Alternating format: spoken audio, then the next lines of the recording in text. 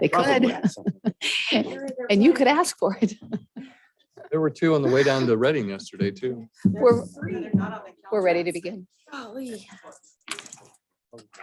Liam, we're ready to begin. And you have to do the flag salute. So get up there. Supervisor I'm up there.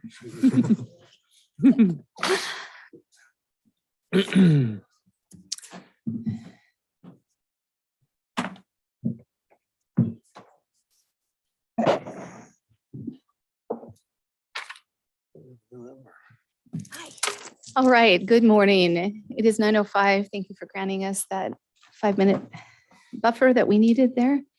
Welcome to this October 3rd meeting of the Trinity County Board of Supervisors.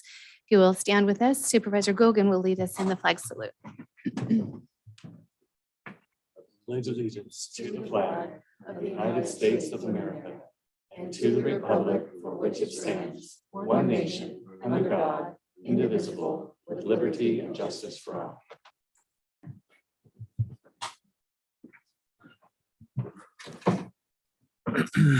And this morning with a presentation, item 1.1, receive an update from the U.S. Forest Service representatives regarding matters of interest in Trinity County. We have, thankful to an extra 45 days extension of the federal government, we have our Weaverville District Ranger Tara Jones with us. Tara, welcome. Thank you for being here. Good morning. Thank you. And it's wonderful to be here. Happy to be here. I wanted to start with a couple of fire updates for you. Let you know that the deep fire has reached 100% containment. So yay, we're happy about that. The South Fork complex is at 90% containment. And that's expected to transition to a type 4 team today. And that fire is being handled by the Trinity Hotshots at this point. Fuels, I want to give you an update on fuels. We have contracts in place working, including the Trinity IRSC, which is currently working along the 16 road. All that material that had been cut during the monument fire is being yarded and we will be removed from the forest. We also recently completed a 300-acre pre-commercial thinning treatment on the South Fork Management Unit, as well as we have a contract underway for brushing of roads and pre-commercial thinning on another 270 acres of the South Fork unit. In addition to that, the Kellogg fuel break contract is active and we're getting that. Sorry, Terry. You're good. And we're getting that, did you say start over? We're getting the Kellogg fuel break cleaned up and expected to have that wrapped up by this fall. Prescribed fire, you'll have our letter, our annual letter will be out to you this week. I wanted to send you one letter that reflected both the South Fork Management Unit and the TRMU's planned acres as well. So you'll get that this week from us. But in general, we're anticipating 25 to 3,500 acres of burning this fall and spring, weather dependent. In timber, in the Forest Glen area, we're continuing to remove coal. Under that IRSC, we're getting that material removed. And the Gemmel project is expected to be active again this fall and be logging. Also wanted to let you know the pilot project is scheduled to be under a contractual tool in the first quarter of this fiscal year. So that'll be sometime between now and December. Planning Bowerman, which is a project up north, is continuing to go through the planning process and should be signed the first quarter of this fiscal year as well. High and Palm scoping period closed on Saturday.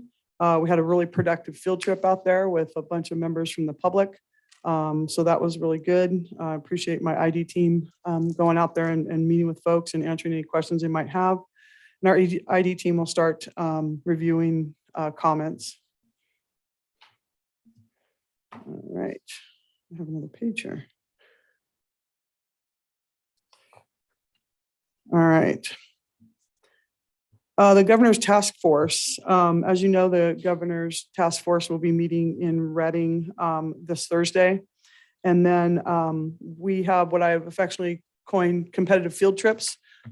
There's several field trips planned for the same time frame, and people were allowed to sign up for those field trips with a maximum slot of 30 people.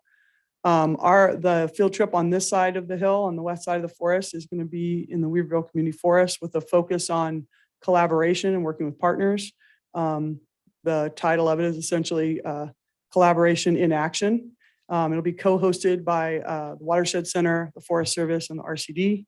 And I'm happy to report, I got a text yesterday asking to bump our capacity up to 40 people. So we are booked out at 30, and they're wanting to make room for another 10 people to attend our field trip. So that's really good news. I'm looking forward to that. And that'll be this Friday. We wanted to let you know, we have under partnership, we currently have work underway by the Watershed Center, the Resource Conservation District, Cal Poly Humboldt, and we're continuing to work on developing additional contracts and agreements to increase our pace and scale. Lastly, I want to touch on hiring. The hiring that's open right now for us is our wildland firefighter apprentice positions are open until the 10th of October. Supervisor Gogan, I did reach out and had a good conversation with Leroy, the fire chief there at Hayfork, and made sure he knew those positions were open so he could pass it on to some of his folks. And I also want to let you know we are filling some key vacancies. And one of them I'm happy to announce has accompanied me to this trip. My new permanent deputy district ranger, Ben Sundahl. So Ben will be with us for the duration. And then lastly, I just wanted to, at the end of the fiscal year is a good time where we kind of look back at the work we've gotten done and what we still have ahead of us. And I want to thank all of you for your support this last fiscal year. You showed up on field trips, on the Huffman visit. You were at public meetings. You were at cooperators meetings. You let us use this library for our cooperators meetings. You showed up at the fairgrounds. Your support and your involvement and engagement with what's going on in the National Forest is greatly appreciated by both Ben and I, as well as Rachel and Carrie. So I want to just thank you for that. Along those lines, I also wanted to again pass on our gratitude to the Sheriff's Department during these last couple of fires, both being over on the South Fork and being here on the Deep Fire, helping us work through that as well. And lastly, while I'm happy with the work that we got done in 23, which was more than we had in the past, we know we still have a lot more to get done. So I expect that 24 will be a very busy year for us, both on the planning side, and then I'm happy to say more on the implementation side. You'll start to see more and more work getting done across the forest. And Ben and I are really excited about that. That trend should continue on an upward trajectory. But we know we can't do it alone. So I appreciate your support and certainly the support of our partners. So that's what I had for you, unless there's any questions. Awesome. Tara, thank you. Appreciate that. Questions? Congratulations. Yeah. Yes, welcome. That's awesome. All right. Thanks. Thank you. You guys All have a right. great Thank day. you. You have a great day as well. All right, moving into public comment. This time is for information from the public on matters not appearing on this agenda or within the consent calendar. All comments are limited to 3 minutes and must pertain to matters within the jurisdiction of this board. When addressing the board, please state your name for the record and address the board as a whole through the chair. No action or discussion will be conducted on matters not listed on the agenda. However, the chair may refer the subject matter to the appropriate department for follow-up or schedule the matter on a subsequent board agenda. Is there any public comment in the room? Seeing none, is there any on Zoom? Amanda?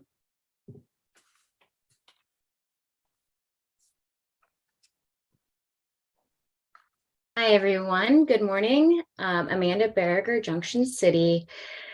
I've been meaning to come in to just make a comment about pedestrian safety in Weaverville for a while.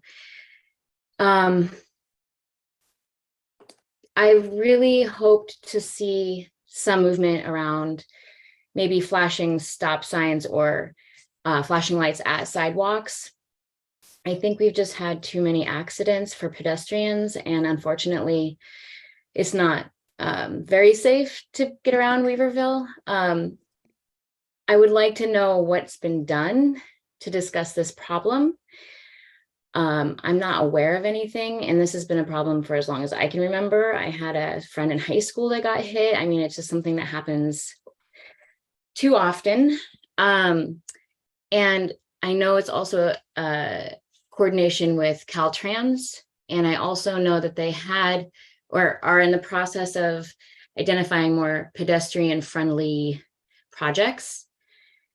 So it would just be really great to see something happen there. We've got a major highway that goes right through our downtown. And I think that for me, I feel like it's kind of obvious when you see local people who are aware and conscientious of where crosswalks are and driving slower. And then you've got people that just are in a mode to cruise through. They've been driving on the highway for many miles prior to coming through Weaverville, and they're kind of just in the zone of speeding through. And so I think we just need more safety in Weaverville for pedestrians and bikers. We could be an incredibly friendly, bike-friendly, pedestrian-friendly town, but we're not. We're not quite where we need to be. So I'd just really be curious to know what's happening in regards to this issue. And if not, then we really should be working on this. And it's just something that's been on my mind for a long time. So thanks for hearing me. Thank you, Amanda.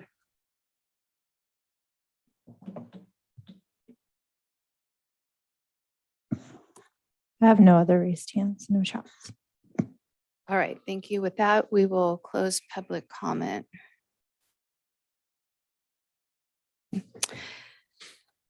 Reports and announcements. Item 2.1, part 1, report from department heads. Are there any department heads wishing to report out?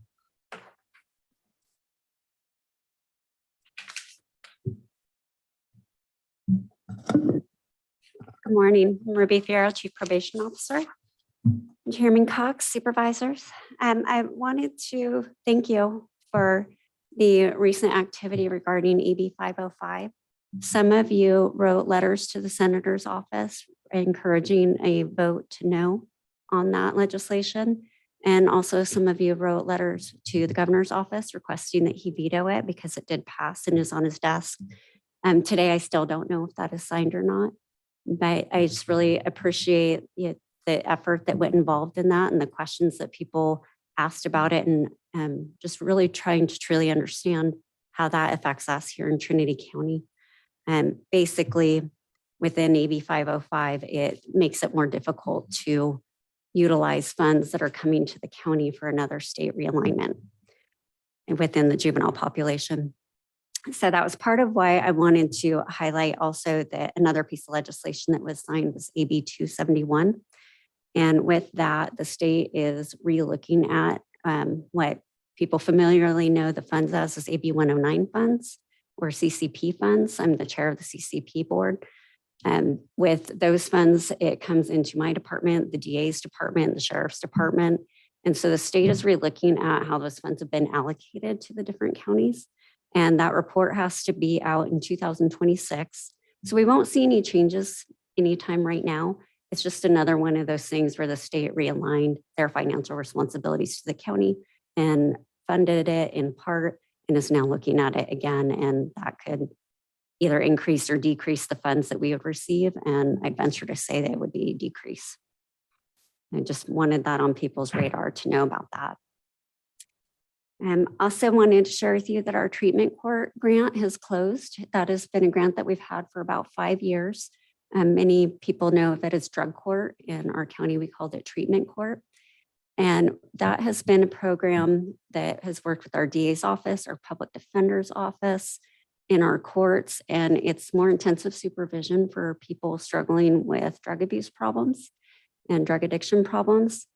And while the program's closing, we can still continue to provide those services, and our court will also continue to have more court dates if we are requesting that to further support those people.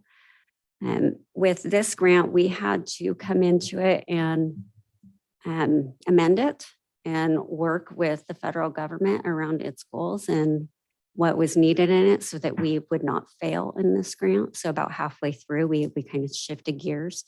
And that was a lot of effort throughout the justice community here with our courts, our DA, our public defender's office. So it's that collaboration that made it successful. And they haven't told us that we're close successful. All that paperwork gets done this month, but I see no reason that it won't. And that was really important for us to do because when we're applying for grants, if we're not successful in those grants, it kind of puts a bad mark on our county when we're applying for other grants. So that was an important thing to happen. And lastly, I wanted to share with you about our parent project program. This is our second cohort. So we've had one class in the fall. And in that, we had 4 adults that have youth in their home that were in that. And they had between them 11 children. So that's the community impact that it had that we're aware of. And we started out a little bit slow and with who wanted to come in and have these extra supports. And it has grown. This is our second cohort and we have 12. So some of those are married partners, but we have 12 adults that have 20 youth in their home. And so it's just a way that it helps divert some of the negative behaviors that then come into our criminal system. And just really proud of that program and the people that are involved in it and very dedicated to it. And it doesn't have to be court ordered. And the information continues to be on our website so that people can come into that program if they would like. We fully fund it and provide dinner. So that's all I had. I just wanted to give you a little update on that and really thank you for the support with AB 505. Thank you. Question. All right, Ruby, thank you for all your work. Appreciate you. it. Yeah. Other department heads?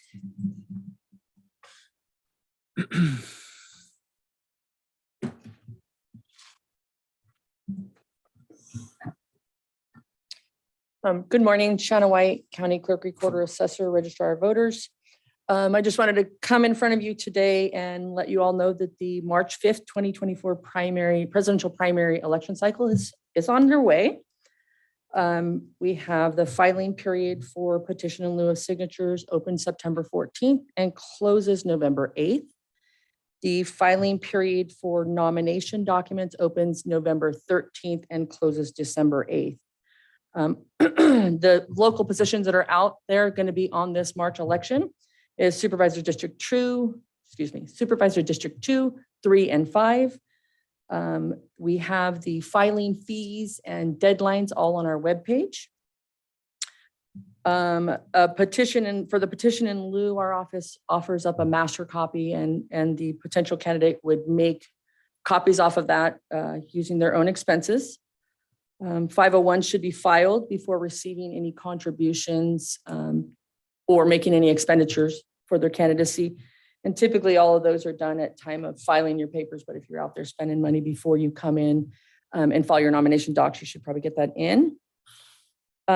We typically close our office at 4 p.m. every day. There are some specific days that we will be open for candidates until 5 p.m. That's going to be December 8th and December 11th. There is also a candidate's handbook on our webpage. Right now, we update our webpage on a regular basis as things are needed to be put out there. Right now, what we have on there is the filing deadlines and the candidate handbook, which has lots of information for any potential candidate that wants to file. It talks about what's required to file. It gives information about what those documents are. So that's what I just wanted to do is bring out to your attention that the election cycle has started. Yay. And if my team and I were here and available for any potential candidate with any questions, I would suggest if you hear the public out there trying to answer any questions in regards to filing, send them our way because we truly are the experts in the field rather than hearing other information that people may just assume how it goes. So we're here. If you need anything, thank you. That's it. Okay, thank you.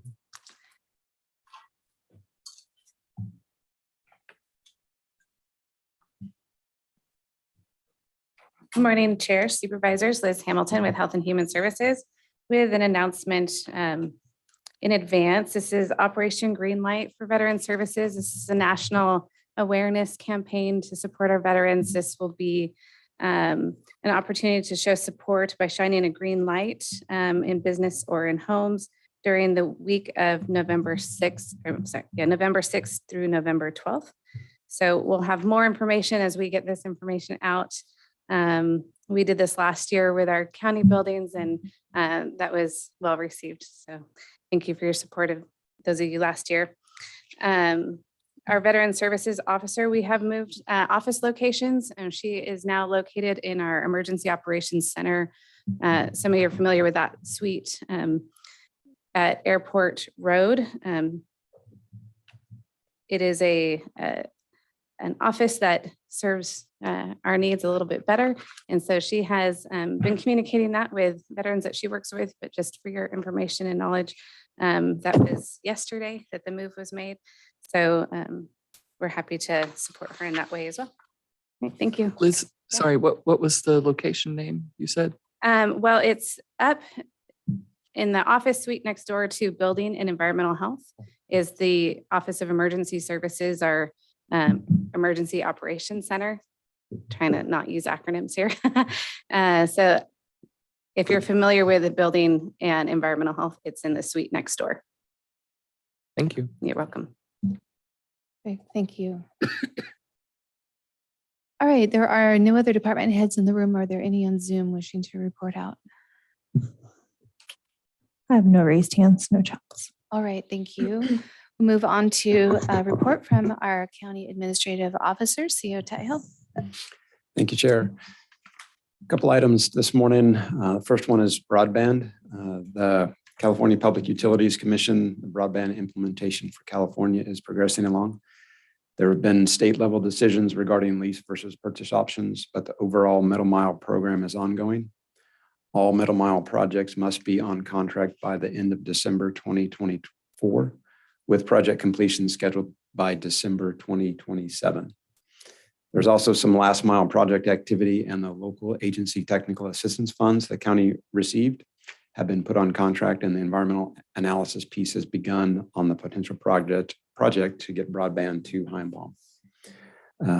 This is in addition to the ongoing Digital 299 project, which began January 2023 and is expected to take 27 months to complete. Under the water and natural resources category, the Trinity River Division aspect of the Central Valley Project reconsultation effort continues. It appears the current environmental impact study in circulation for comments does not address the Trinity River Division aspect of the overall Central Valley Project. Comments are due 16 October, and we are on track to submit similar comments that the county submitted back in the July timeframe, with the emphasis that a separate environmental impact study is needed for the Trinity River Division. We have a meeting scheduled with the U.S. Bureau of Reclamation on 31 October 23 to further discuss our concern and recommended alternatives. And then last, just for your situational awareness, I will be at the Trindell Board of Directors meeting tomorrow, and then at the PRISM, which is our overall insurance carrier, their Board of Directors meeting on the 5th and 6th, so Thursday and Friday. And that is all I have, unless there's any questions. Questions? All right, thank you. Reports from members of the Board of Supervisors. We'll start with Supervisor Frazier today. Okay, I think the main thing to report out, I attended the CGT CAP meeting on, that's Colusa Glen Trinity Community Action Partnership, on September 20th in Orland. Some things to note from that meeting: Trinity County now has a new member on that board, Elizabeth Henson, who represents Category 2 or economically disadvantaged people, had applied and was added to the board at that meeting. We voted to move up to $30,000 from Trinity County's LIWAP funds, which is LIWAP is Low Income Water Assistance Program, and up to $15,000 from Glenn County to Colusa County, because that funding, Trinity County had spent $400 something out of $35,000, and Glenn County had spent approximately, I think, around $12,000. Colusa County was in the red, so we moved money from Trinity and Glenn into Colusa where it was more needed. Then the other thing coming up from that, there's a strategic planning work group that starts in October. I will not be in the work group, but will be involved in the strategic plan as it comes forward. So CGT CAP is working on a strategic plan. We also at that meeting updated our bylaws and MOU that was about as old as Trinity County General Plan. So all that. I don't think I have anything to report. The North Coast Unified Air Quality Management District meeting was canceled because we didn't have a quorum. It fell on the same time as CSAC. So there will be a special meeting sometime in October for North Coast Unified Air Quality. Okay, Supervisor Lutweiler. Yes. Okay. So from an economic development standpoint, efforts continue. We have been having some meetings. The SURF funding opportunity appears to be moving along even more slowly than we anticipated.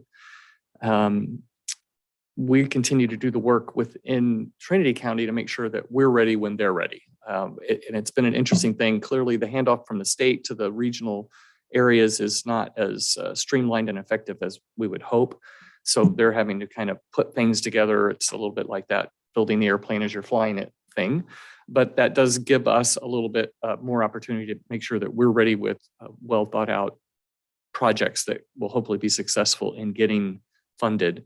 And I think I've mentioned this before, but one of the things that we're doing is starting to reach out to other counties, because since the money will be allocated across 10 counties, we feel like if we have initiatives that have support and similar implementations in other counties, we'll have a better chance of getting some of that funding. And then from a workforce development standpoint, met yesterday with a special committee assigned to work with the NORTEC staff and service providers. And I just report great progress is being made with this group, looking for ways that they can enhance the delivery of services and deal with changes in funding, just like we are. And so it's really encouraging to see some of the work that's being done somewhat organically by the folks that are leading those organizations. And as Supervisor Frazier mentioned, for that organization, the full board of NORTEC will be engaging in strategic planning discussions at our next meeting. Okay, thank you. Supervisor Carpenter Harris. I had no out of county travel, but I did attend one of the ordinance update meetings this last week for the cannabis division. I felt like that was a very good turnout and there was good dialogue there. I was very grateful for my fellow board gentlemen who do such a good job in that. I do have a couple requests for agenda items, if that's possible at this moment. One of them is kind of along the same theme as the concern that the community brought forth regarding our animal shelter. I know in my district, quite a number of complaints coming in for people who have entirely too many cats. And I'm wondering if there's anything that we might be able to learn or support or create an ordinance perhaps that puts a cap on how many cats a person can host in their home or have in their home. We're getting populations upwards of 20 and 30, 40 cats in certain people's residences, and that's alarming the neighbors and causing some serious impacts on the birdsong population and other complaints that have come in. So that's something I would be interested in learning from them, and then trying to discover a way that we might be able to support them in the control of that in some way. And then also another request I have is, of course, I need to learn more about this myself, but I would like to look at our abatement of abandoned vehicles.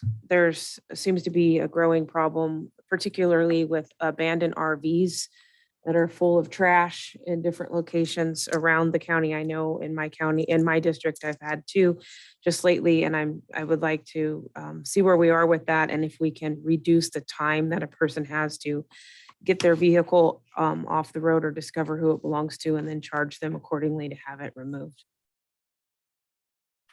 And that's all I have. Thank you. Okay, thank you. So regarding the animal shelter complaints, we'll defer to the CAO to hand that off. Not sure what to ask.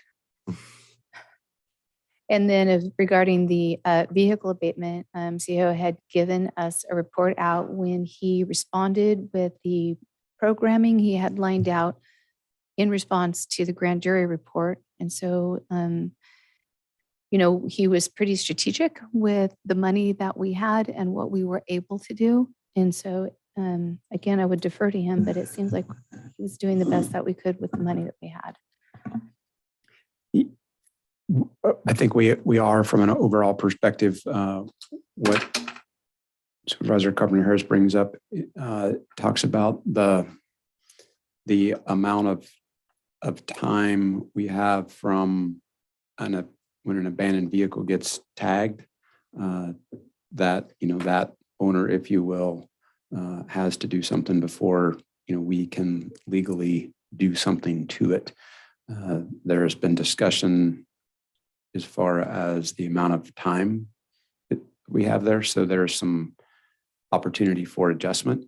And there's some of the opinion that if that is a shorter period of time, then it allows us or CHP or another federal agency or whomever is responsible for that, depending upon the specific location of the abandoned vehicle, to take action faster versus letting it set for, say, 5 or 7 days or 10 days to potentially accumulate trash or get vandalized more or get burned or whatever the case may be. So that is an item that that if desired, I will look into. Okay, thank you. I think council has some. I just wanted to make sure we weren't going to discuss too much of it since it's not agendized. Thank you. Is there direction from the board that we would like?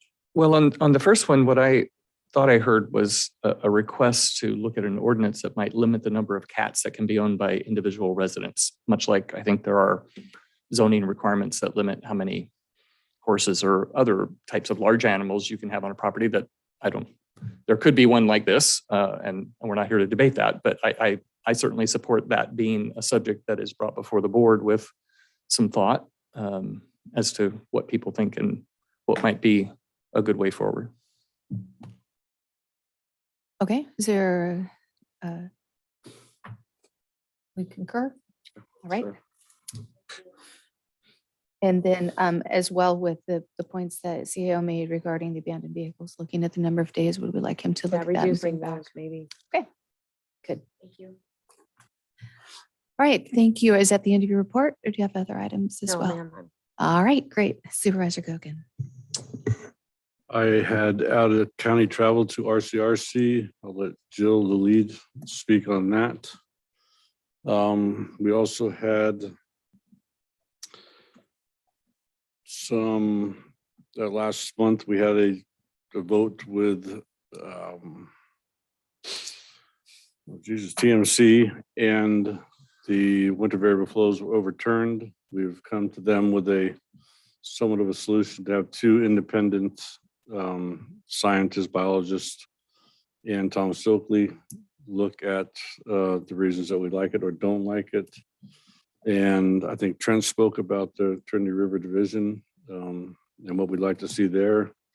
So we're moving on with that. Again, it's going to be a slow process. I think we do have the final vote coming up in early December about the winter variable flows again, once we discuss between now and then possible changes that the county would like to see.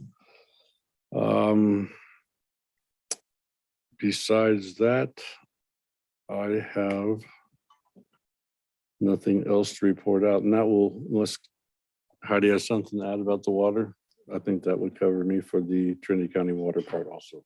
Okay. And I did attend both the cannabis meetings in the last week, and well attended, well mediated, and I think was a big plus for the community. Okay, perfect. Thank you.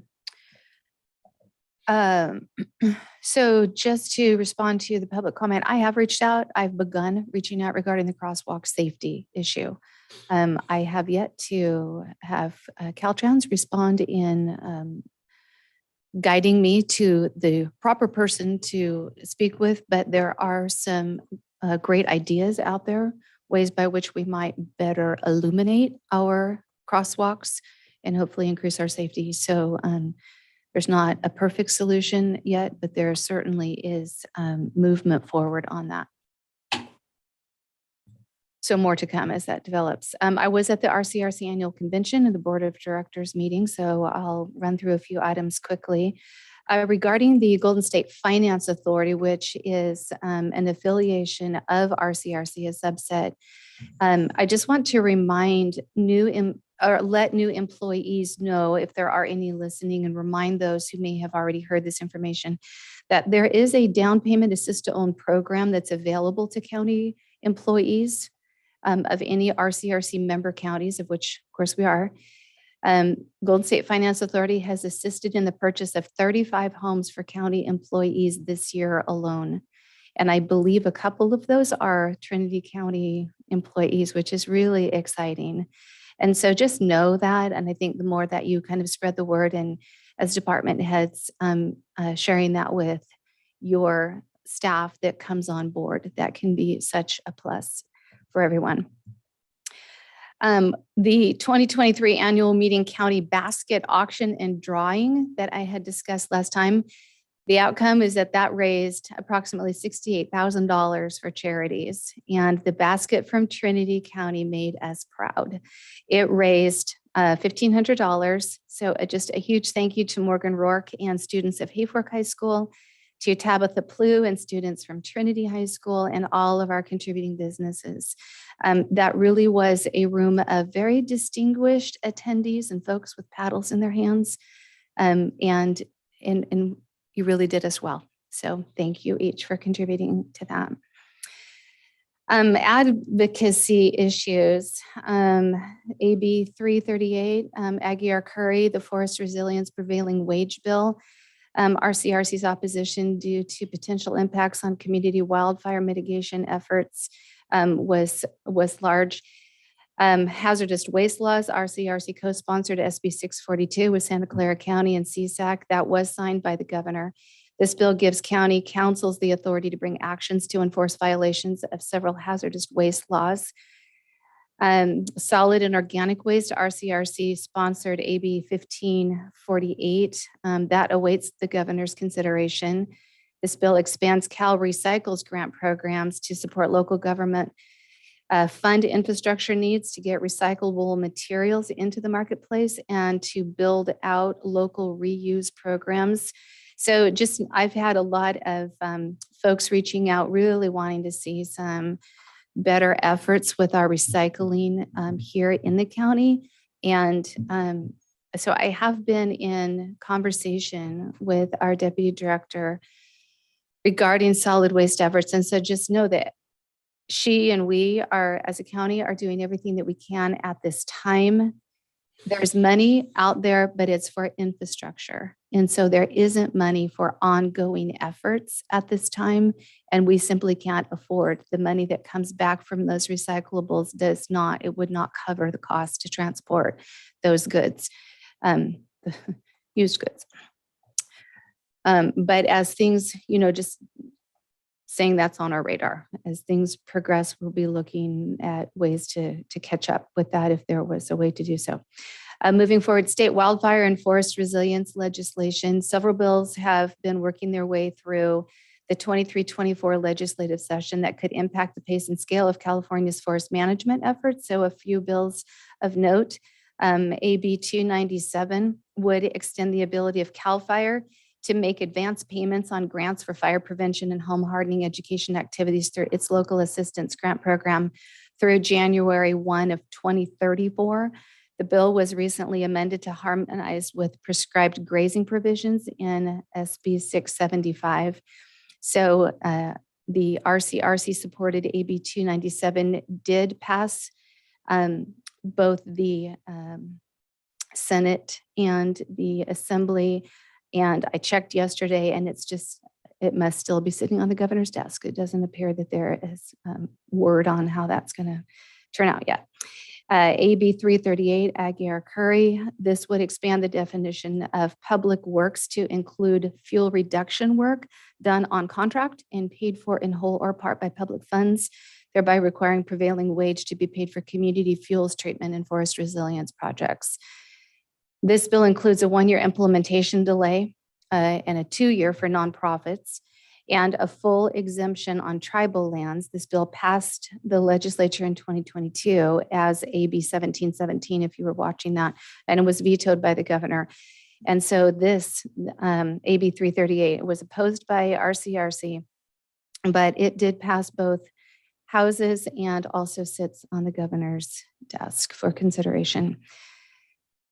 California Wildfire and Landscape Resilience Interagency Treatment Dashboard. So this is on August 29th of 23, the Newsom administration released a dashboard tool designed to promote transparency in tracking the progress of forest resilience and wildfire mitigation projects completed in California.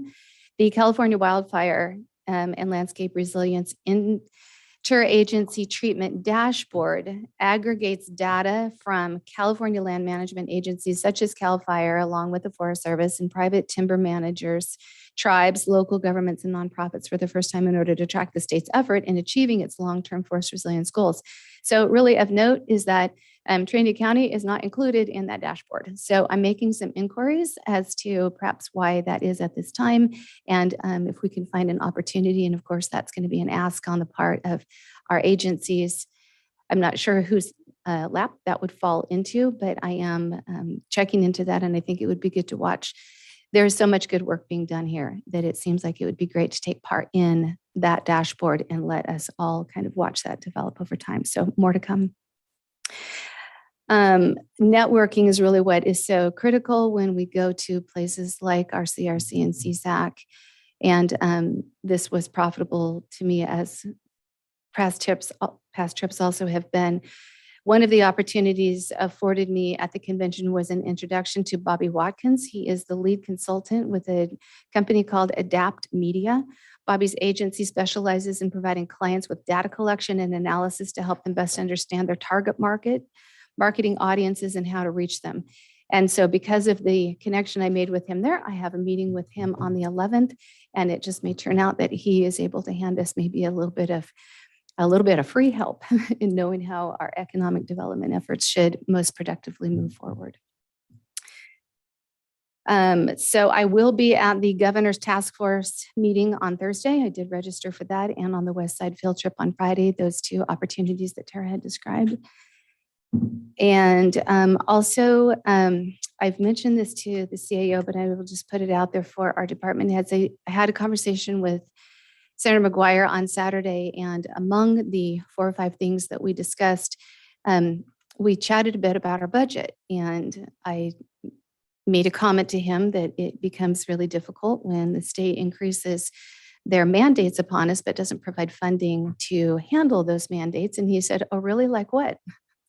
So I handed him what was top of mind. And then I have asked the CEO to collect those things that are very specific. Since he opened the door, I would like to really walk through that door and provide that detailed information. So we'll be collecting that, and I'll be handing that off to him. I also shared with him some upcoming meetings that I have set. I'm working hard on the housing needs of our county, and he was very interested in what I'm doing and asked for a follow-up conversation with one of those consultants. So more to come on how that turns out, but I feel hopeful there, particularly if he is excited to get involved, which he seems to be.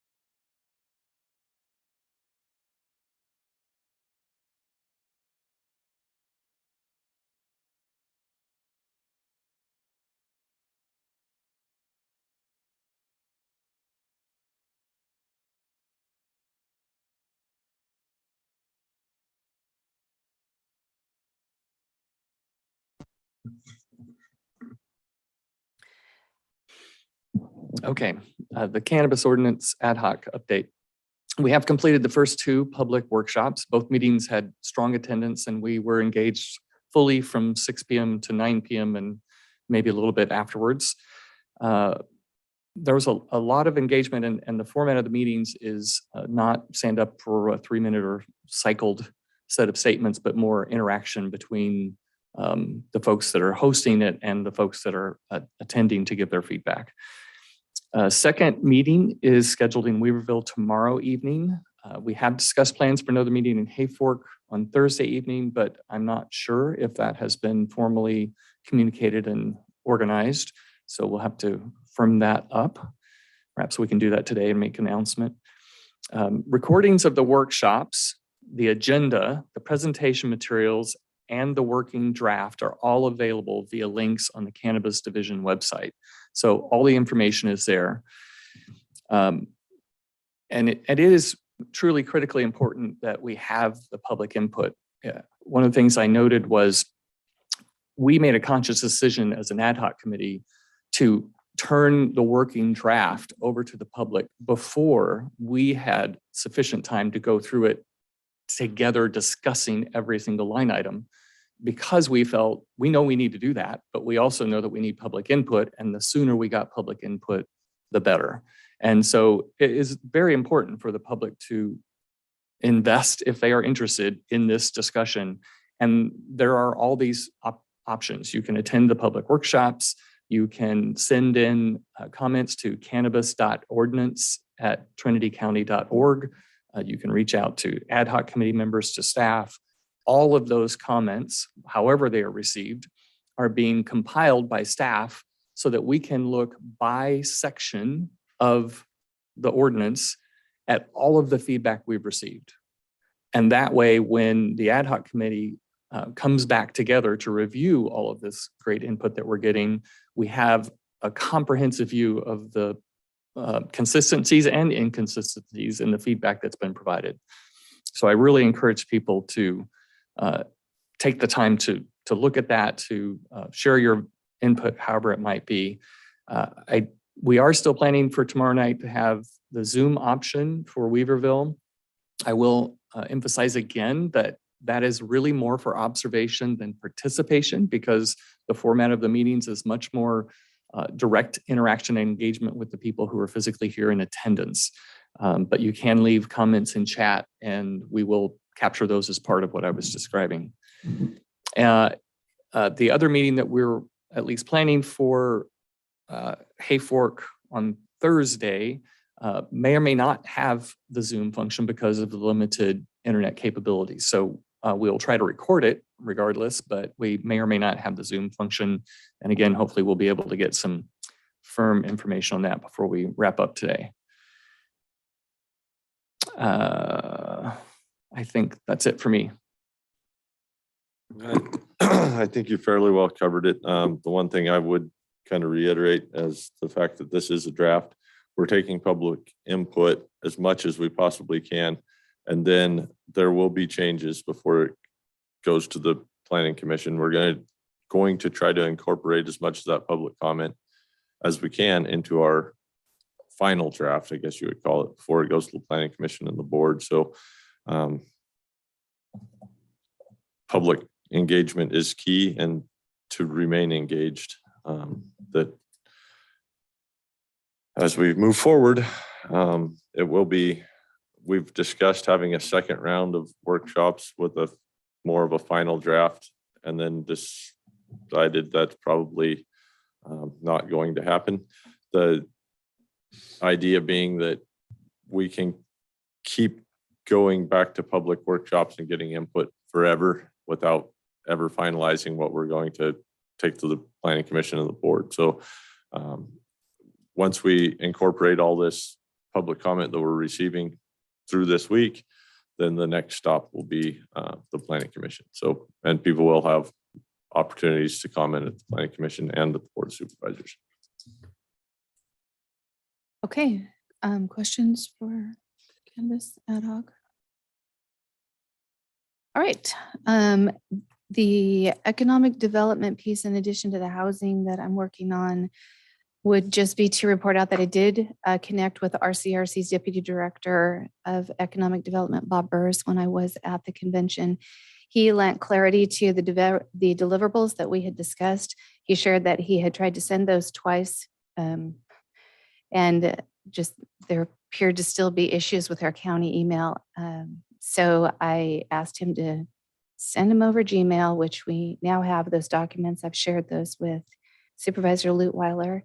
And he has also made some interesting connections with us.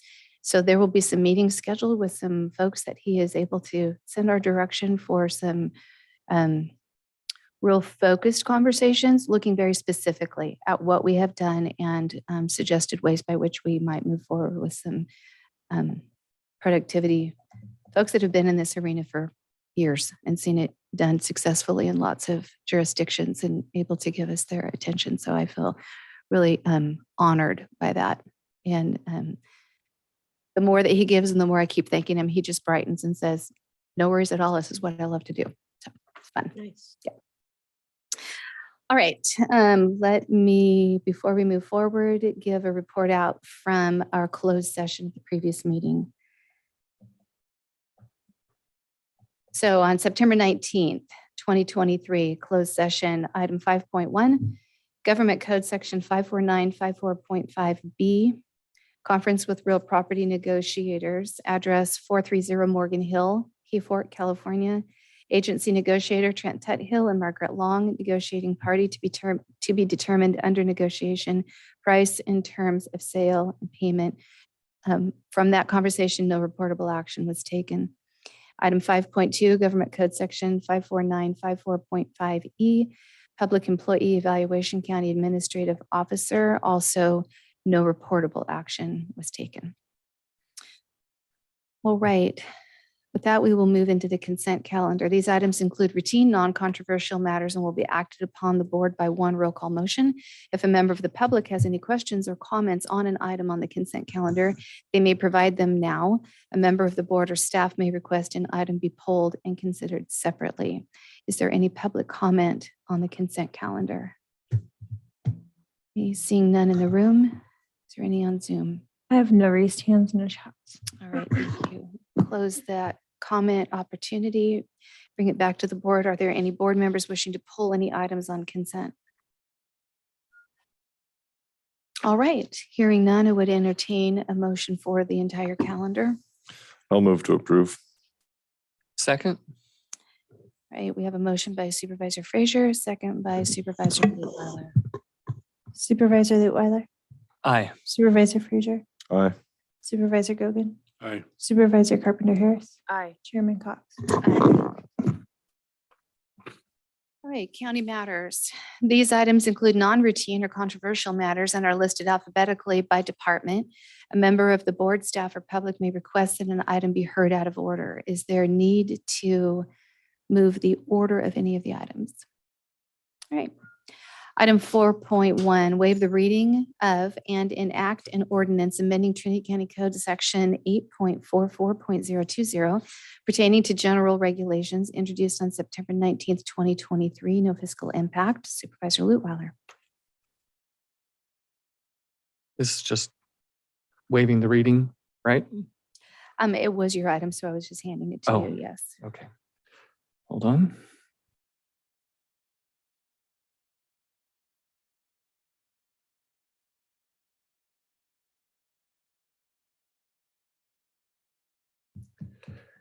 What page are we on?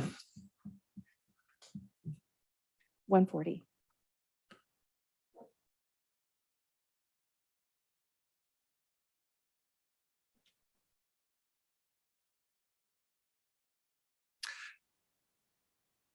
Okay, this is the item that we discussed last time and voted to approve the introduction of a new ordinance related to fireworks. And this is simply the second reading.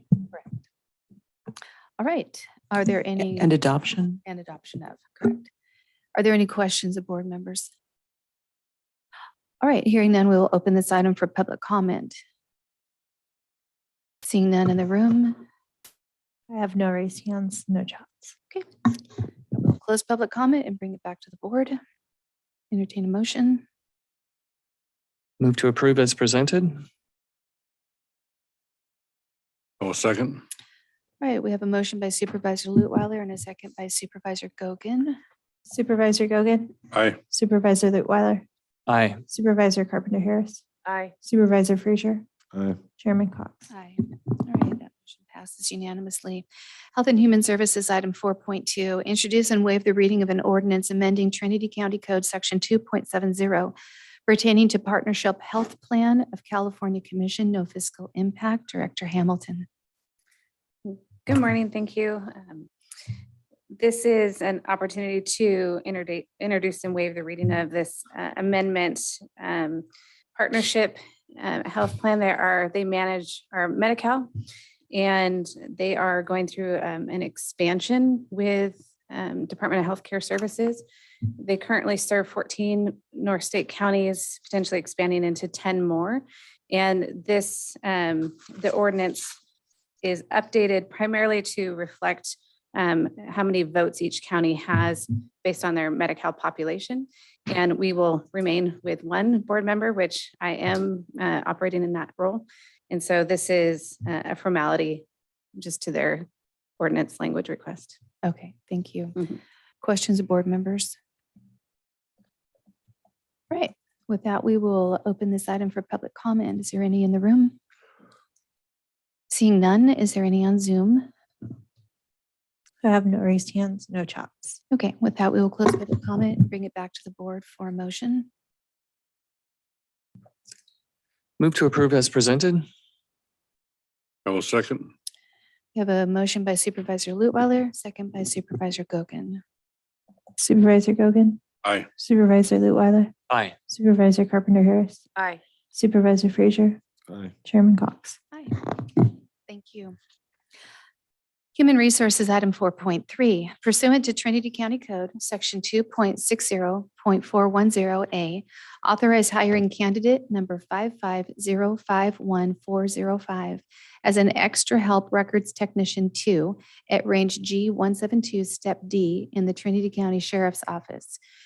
$21.96 per hour for actual hours worked, plus applicable payroll taxes at A step, and $25.42 per hour for actual hours worked, plus applicable payroll taxes at D step. And with us, I'd like to say good morning and welcome to our new HR director, Director Cassis. Thank you for being here, and the floor is yours. Thank you. Good morning, Chairman Cox and supervisors. As she said, Layla Cassis, Director of Human Resources and Risk Management. And I'm here supporting our Sheriff's Department as they are interested in hiring this extra help candidate at the D level rather than the A level as normally suggested. He or she does have 27 years of experience in banking, 15 years as a personal specialist experience with CAL FIRE, and 8 years with CHP, performing similar duties to that of the records technician, sorry. He or she has extensive experience with interviewing or with reviewing documents for accuracy and completeness to ensure compliance with regulations. So asking for the D level instead of the A level. All right, thank you. Are there questions of board members? All right, hearing none, we will open this item for public comment. Is there any in the room? Seeing no movement, is there any on Zoom? I have no raised hands, no chats. All right, we will close public comment and bring it back to the board. Could I have a motion? I'll move to approve as presented. I'll second. All right, we have a motion by Supervisor Frazier, second by Supervisor Carpenter Harris. Supervisor Carpenter Harris, Aye. Supervisor Frazier, Aye. Supervisor Lutwiler, Aye. Supervisor Gogan, Aye. Chairman Cox. Aye. Thank you. All right, that motion passes unanimously. We're off to a good start. All right, planning and zoning, item 4.4. Madam Chair, could I suggest we take a 5-minute break before we jump into this one? Because it's going to be a little bit longer, I would imagine. That's a great idea. We will have a break and return at 10:15.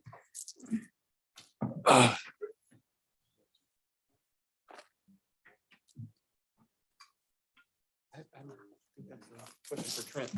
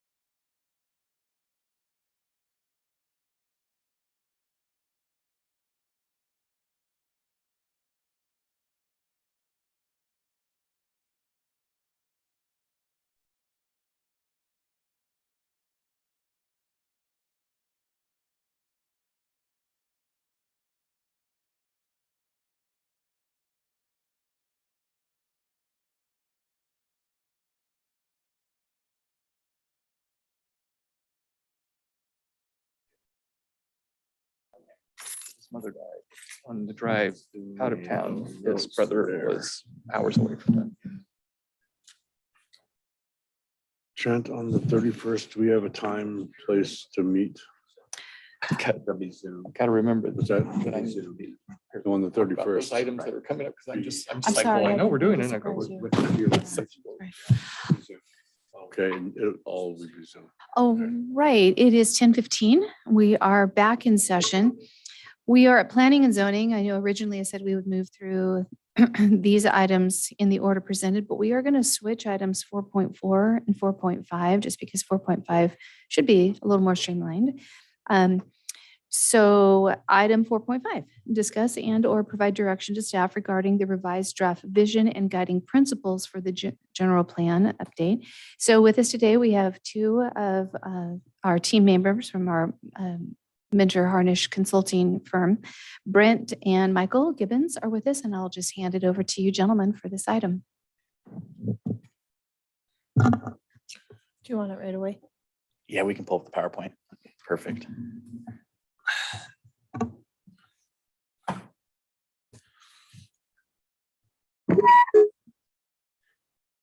And we'll see if this clicker works. And if not, we'll just do what we do traditionally.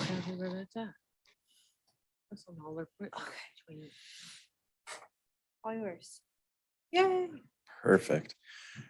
Good morning, board. Great to be with you this morning. As Chairman Cox said, we're dividing this planning and zoning discussion into two different parts. First, we're going to walk through the vision and guiding principles, and then we'll conclude with the discussion on community plan boundaries.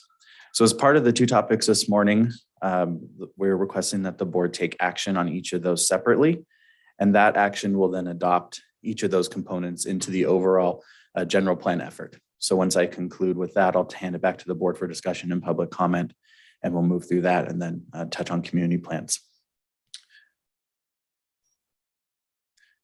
So I just would like to recap the vision statement process. And I know all of you could probably recite this in your sleep at this point. We've been doing this for about, oh gosh, a number of months, upwards of 9.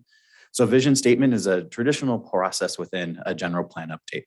And a vision statement is a clear aspirational vision looking forward of where the county would like to end up. And in this case, this general plan is looking out to the year 2050. All of the feedback as part of a vision was collected from the beginning of this project through multiple engagement efforts, both in person and virtual, that led up to the first round of vision statements that were released to the community for feedback and also to the Planning Commission and to the board. So up here on the screen in front of you, this lists all of the different steps that were taken in order to get to where we are today. And today we're bringing to the board for your recommendation and approval a recommended vision statement. This is countywide. This encompasses all communities. Later in the process, we will also get into each of the different vision statements per the 8 community plans that the board voted on, but that is later on at this point targeted for November of this year. And that'll be at the result of what the meeting ends up with today. Back in July, we brought the vision and guiding principle concepts to the board. The board weighed in and gave some initial direction. Through that direction, our team refined that and is bringing those for you today. So what I'll do is I will walk through the recommended vision statement and then through each of the guiding principles and then leave it up to board action on how to proceed. So the countywide vision statement. So after all of the public feedback, review and commenting by the Planning Commission, and then direction from the Board of Supervisors, what's shown here on the screen is the recommended approach for the countywide vision. And the countywide vision states, Trinity County is a place where people can experience a fulfilled life in a peaceful rural setting while allowing for existing and new development to thrive in appropriate ways and locations. It is a place where employment, housing, world-class recreation, and cultural and natural resources opportunities are abundant, where there is a strong sense of community and family, neighbors support neighbors, and residents feel safe and secure. So this is a compilation of all of the feedback and direction and modifications that were provided by decision makers and the community. The guiding principles. The guiding principles build upon a general plan vision. They're typically tied to thematic approaches that are within your general plan. At the onset of this project, the board had outlined several themes and topics that needed to be highlighted as part of this effort through 2050. As part of this, we brought back a set of options through the process the public weighed in on, Planning Commission and board. And so today I'm laying out the recommended guiding principles that would be included in the general plan. The first topic of the guiding principles has to do with hazard and safety. The guiding principle states, provide for safe communities through resilient infrastructure, community-wide education and preparation, effective coordination with state and federal agencies, and hazard planning. That includes managing lands to reduce the impacts of climate-related, natural, and human-caused disasters, including wildland fires, flooding, and geological events. The second theme for a guiding principle at the direction of the board have focused on community health and overall health services. This states, promote economic, social, and physical health and wellness by investing in infrastructure and services that promote physical activity and access to healthy foods, help reduce health disparities, and integrate public health into public policies in the community. The topic of land use, housing, and zoning. The following guiding principle recommendation states to identify additional land for future development while ensuring the compatibility of adjoining land uses, incentivizing new development, returning vacant and abandoned properties to active use, increasing affordable housing options, improving resiliency to wildfire through defensible space, home hardening, and fuel management, and emphasizing collaborative approaches to housing challenges.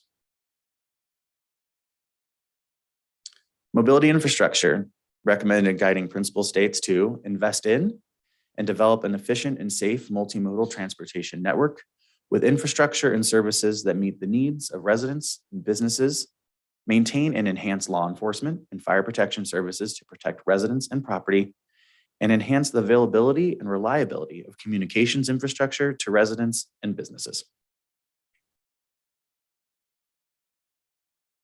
The guiding principle for the topic of watershed and natural resources states to conserve, develop, and sustainably manage the county's open spaces and natural resources with expanded opportunities for residents and visitors to enjoy the county's heritage and natural setting. Promote the availability and accessibility of recreation sites, entertainment opportunities, waterways, and state and federal lands to all residents and visitors. And lastly, economic development.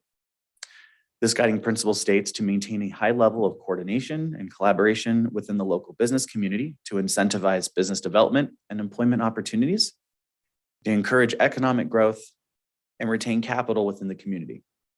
Also to strategically distribute resources for economic development throughout all communities in the county, and expand educational and workforce development opportunities to provide a broad range of jobs across diverse industries. All right, thank you for your efforts to receive feedback from so many sources and all of the work that it is to meld those together and come up with what you feel is the best presentation to us. We thank you for that effort. Perfect.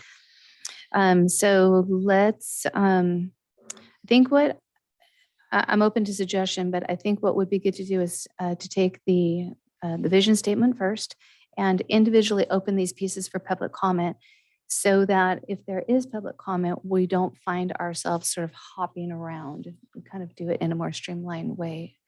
All right. Will people be able to public comment on each one if they so choose? That's what I would like to do. Yeah. There may be some, a lot, little to none, but at least we'll be systematic about it. So let's start with the countywide vision and open for public comment on this. I see none in the room. Keith? Can you hear me? Yes. Thank you, board, for hearing me today. My question is more of a general question that we have on this. I don't see the Planning Commission's comments on any of this items. And was this brought to the Planning Commission? to give you feedback on this? If not, why not? This is their document and they are recommending to you. So that's my general question. Thank you. Thank you.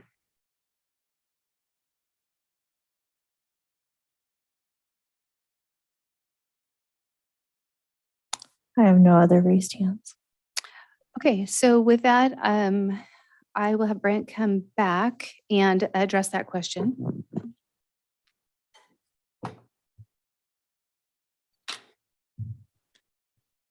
Yes, the Planning Commission did receive a presentation and provided feedback on both the general plan vision statement and the guiding principles.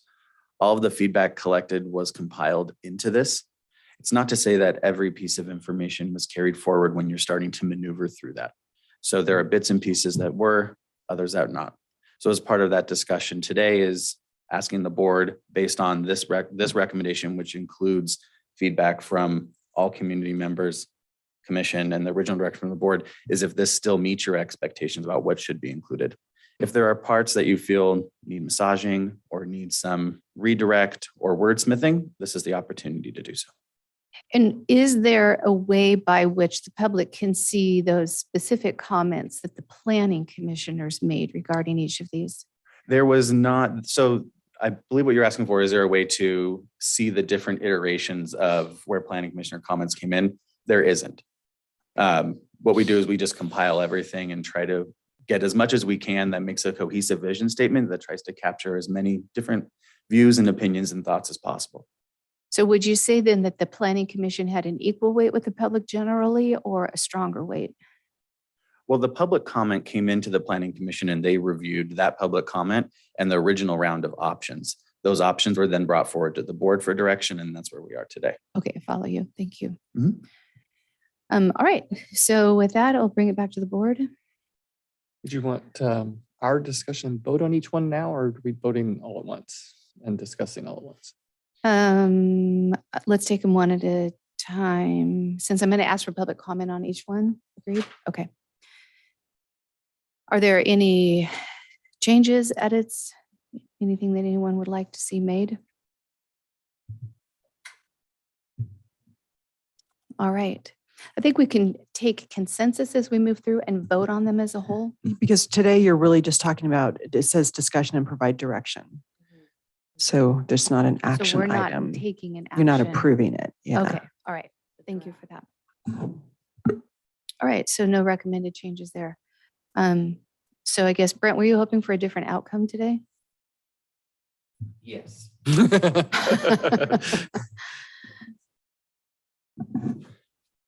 Receiving direction was taken at the planning commission's meeting and at the last board meeting. Direction to incorporate different feedback and different expectations as part of this. In order to proceed with the general plan update, we would need to get action by the board on adopting or voting in the general plan vision in order to proceed with the community plan process and then the development of the goals and policies, which tier off of. So it looks like we have a little issue because that is not the way our items are agendized. I guess we'll have to find out. And what will that do to your process if this waited 2 weeks?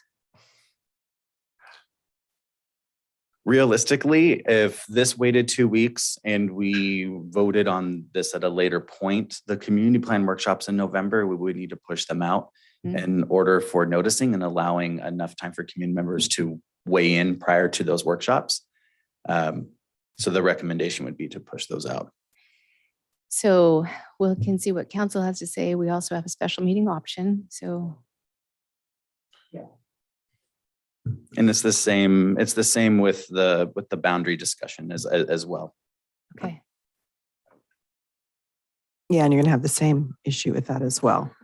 So if there aren't any changes, I don't see why they couldn't go to the public workshops with that draft if you didn't have any board changes and then have it actually formally approved at a later date. But you can't vote to approve it here today because neither one of those agenda items is agendized to approve, even though the staff letter says it is. So, Okay. yeah. So, but your point is if we collectively gave that kind of consensus input that these are fine, or whatever we come up with is fine, they would have enough confidence theoretically to go forward with meetings, and then we could formally vote at either a special meeting or the next board meeting. I would think so. Yeah, because if you're not making changes to these, then It'll just come back to they us. basically have their direction, then it would come back for formal approval. I'm assuming after the workshops anyway, when you have that additional public comment and public input for the workshops, you'd want to incorporate that into your approval, I would imagine. Okay.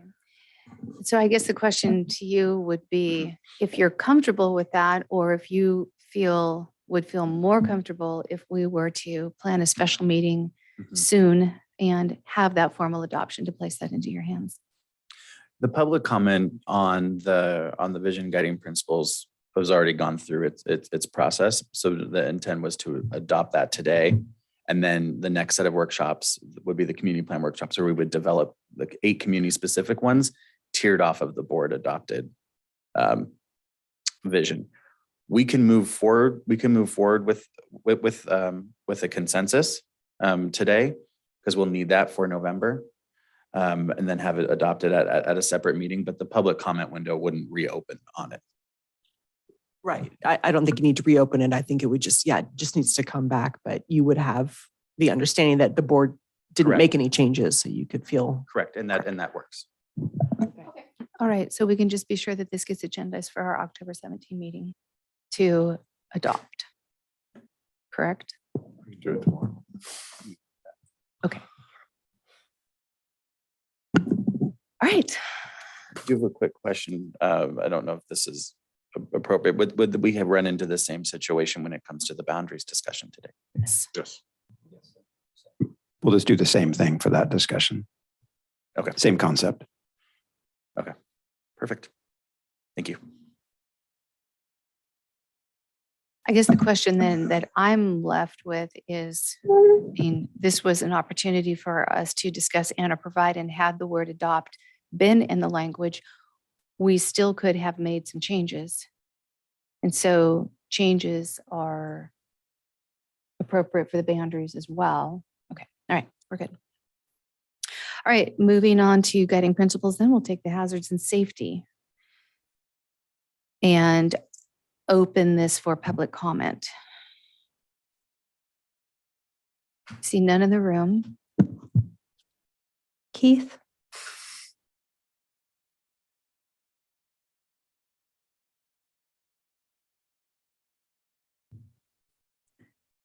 Keith?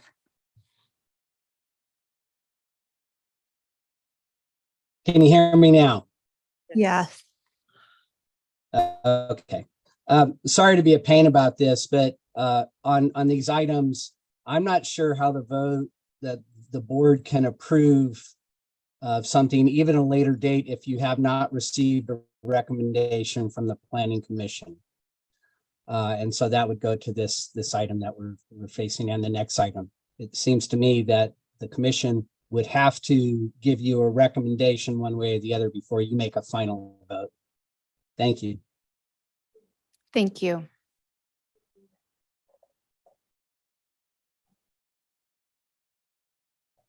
Would you like to give further clarification on that, Mr. Gibbons? Thank you. The Planning Commission did provide recommendations and gave direction to the board, and that is the result of the vision and guiding principles that are before you today.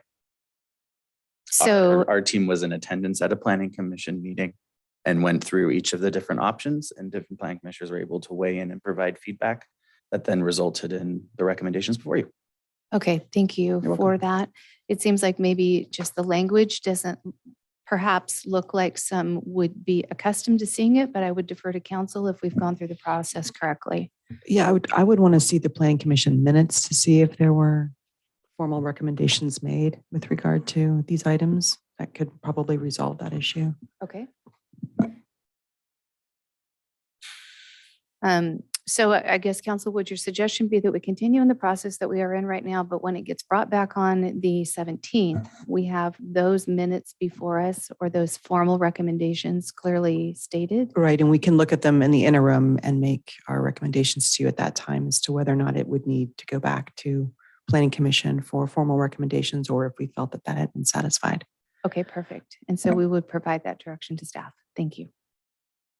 All right, we're still in this public comment. So perhaps we shouldn't have paused for that discussion, but I did. Ashley, were there other raised hands on Zoom? I have no other raised hands or chats. Okay, I could have closed it, and so now I do.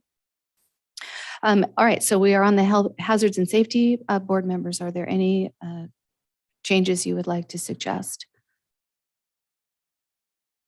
All right, seeing Oh, that. yeah, I'm sorry, just the one is that as it was in the slide, it is in the document we're looking at, the word that is repeated right next to each other. So one of those that's needs to be struck. Yes, thank you. Captured. Okay, thank you. Anything further? All right, to the Community Health and Human Services item, opening this for public comment. There's none in the room. I have no raised hands, no chats. All right, closing public comment, board members. All right, moving to land use, housing and zoning, opening this for public comment. I have no raised hands, no chat. All right, that is closed. Board members, any comments? Seeing none, I guess we could have done this as a group. Did you have something here? I will, is this where we want to discuss it as if we're giving feedback? Okay, so the one thing that struck me with the housing is there's been a fair amount of discussion recently regarding workplace housing as distinct from necessarily affordable housing, although you would hope somehow the two connect. But I'm just, to me, it's a significant enough issue for our county right now that it seems worthy of being included. Mhm. So it could say affordable and workplace housing or affordable housing and workplace housing. And I just know we have, that is a big roadblock for us right now. And I think it's important enough to be reflected. I would concur with that. I think particularly after my recent conversation with the senator, there was a distinction made in our conversation, and funding dollars are different for those two items. There is a distinction. So yeah. Is there a consensus? Yes. Okay. All right. Anything further on this? All right, we will move on to mobility and infrastructure. No public comment in the room. Is there? Oh, yes, thank you. My name is Carol Fall. Just a note from the Planning Commission. I'm looking at the minutes. So the minutes, basically all they say is, and I was there as the chair, Commission provided input of language changes to their choices of vision statement and guiding principle options. So that's all the minutes are going to say. I will say that the Planning Commission went through in detail and changed a lot of the language. For each one of those, we picked out of the proposed draft 3 or 4, each guiding principle. We picked the one we liked the best. We made changes to that language. I did read through all of those, the vision and guiding principles before I came, and I see that a lot of our changes were incorporated. I don't know if those are the final language that we proposed. We understood that they were gonna, make some of the language make more sense. So anyway, I guess my response is, as far as I know, just me personally, it looks like a lot of the Planning Commission comments have been incorporated. It was considered by us. You're not going to get a lot more detail from the minutes unless you actually, I think, listen to the meeting and listen to everything that we said. And then each thing we came to a consensus on each item. And then at the end, we said, yes, those are our recommendations to the Board of Supervisors. Thank you. Seeing no other public comment in the room, is there any on Zoom? I have no raised hands, no chat. All right. Do board members have comments on the mobility and infrastructure piece? I'm going to have comments on the thing as a whole. Okay. All right, let's then continue. We're almost finished with this process, the watersheds and natural resources. Anybody wishing to comment on the language in this section? I see no movement in the room. I have no raised hands, no chats. Okay, close up board members. Anything specific in this paragraph only? All right, we'll move on to the economic development piece then and open that for public comment. None in the room. I have no raised hands, no chats. All right, bringing that to the board. Anybody care to amend? All right, we will, did you have something, Supervisor Goodman? Okay. We will close public comment on that piece then. That covers public comment on each of the sections. And so now we will have discussion by the board. I'm doing all right. Supervisor Frazier. I just went on the planning website, looked at the agenda from August 10th, and the item was agendized as a presentation by Mentir Harnish. So I don't know how the planning commission could give us formal recommendation because it wasn't agendized as an action item. So I think we have an issue. Whether how that happened, I think we need a formal recommendation from the planning commission before we can move on this. And I also think that I don't see anything in the planning commission where the planning commission has heard the boundaries. And that would be an issue also, that they will have to hear it and give us a recommendation before we can move on it. So I think, well, I don't have any issue with what was presented. I think the issue is in the legality of it. I don't think we can move forward. Okay. Like county council was nodding yes. Yes, I agree with that. If they haven't made formal recommendations, they need to do that. And that is, it's not just standard operating procedure. That is Right. our, It has to by come code. That's how we do things like this. for this, Okay. yes. Mhm.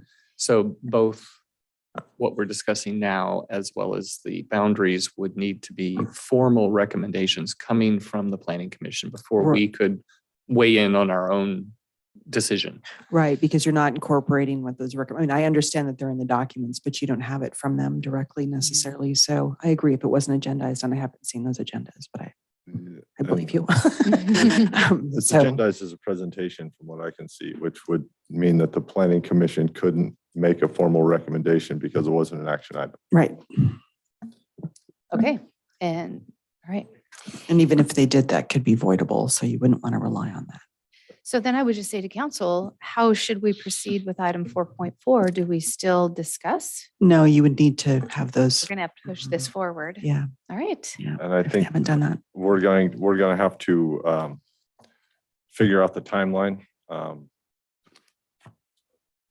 We're going to have to push their timeline, but it's not going to do us any good to try to hurry up and have to redo it. So that won't be beneficial to us It or our could be undone at that level. So. Right. So since item 4.4 is agendized as discuss or provide direction, do we have to open this item for public comment then? You can open it for public comment, but you can also table the matter by a vote. All right. Is that a motion? Okay. I would just. You're still on 4.5. When we get there, I think it would be good to at least allow the public comments since people probably weighed in or came here to do that. All right. So we are on 4.5 and we will need to provide direction to staff.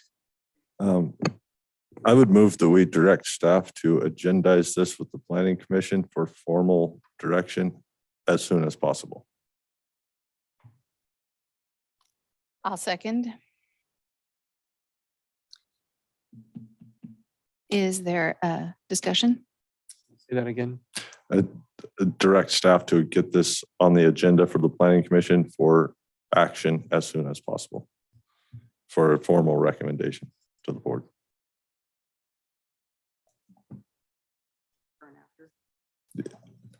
Yeah. get it back to us as quick as we can. My second incorporates that. Any other discussion? All right, Ashley, would you letter capture?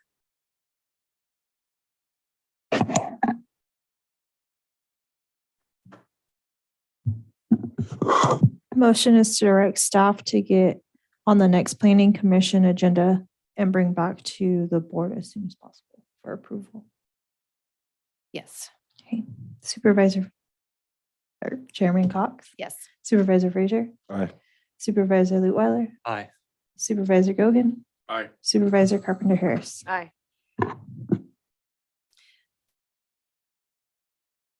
All right. Item 4.4, discuss and or provide direction on community boundaries to be used in building community plans for Weaverville, Hayfork, Douglas City, Junction City, Lewiston, High and Palm, Post Mountain, and Trinity Center as part of the general plan update process, no fiscal impact.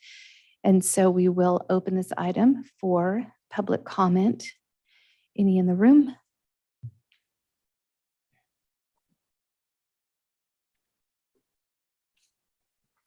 So Pat Frost from the neighborhood of Covington Mill in the community of Trinity Center. So that ought to kind of give you a hint of what I want to talk about. So I want to thank the chairman of the board for including Trinity Center as one of the communities to get a community plan. But I think one thing is falling short, and that's the boundary. The proposed boundary in the board packet does not include Covington Mill and its kind of sub-communities of Lower Covington, Lake Forest, and Long Canyon, nor does it include Ridgeville, which is the other neighborhood within the Trinity Center area. And what I'd like to do is give you an option, I guess, giving the consultants an option and the staff now to present to the Planning Commission. I have a map that is a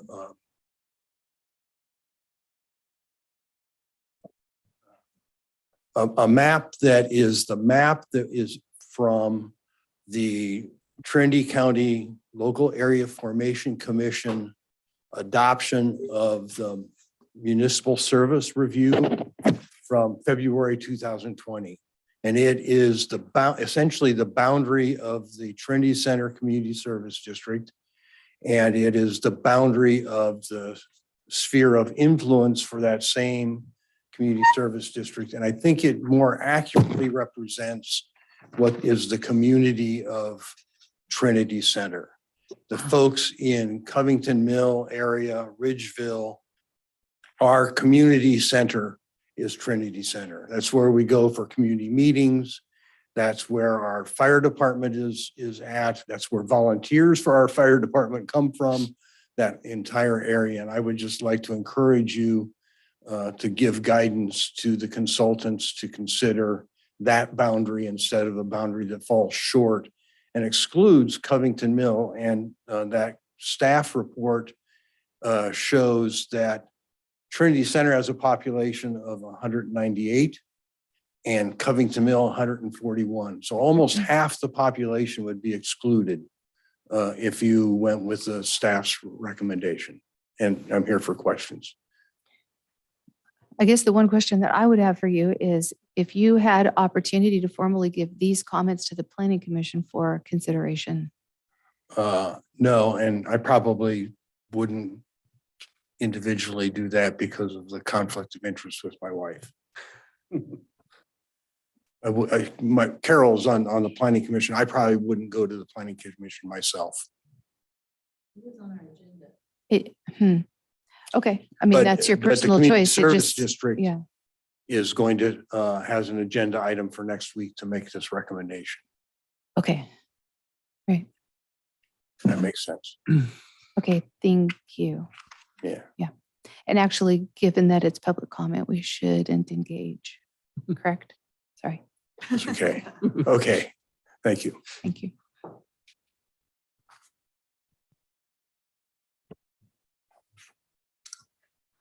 So my name is Carol Fall, and I am totally here as myself, no planning commission hat. And because I am also a resident of Covington Mill.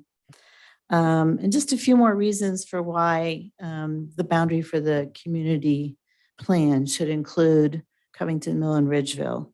As Pat said, our volunteer fire department covers the whole CSD. And the volunteers, the feet members, the auxiliary live throughout that CSD. We have future issues in the Covington Mill Ridgeville area, such as tiny water systems that don't have a succession plan.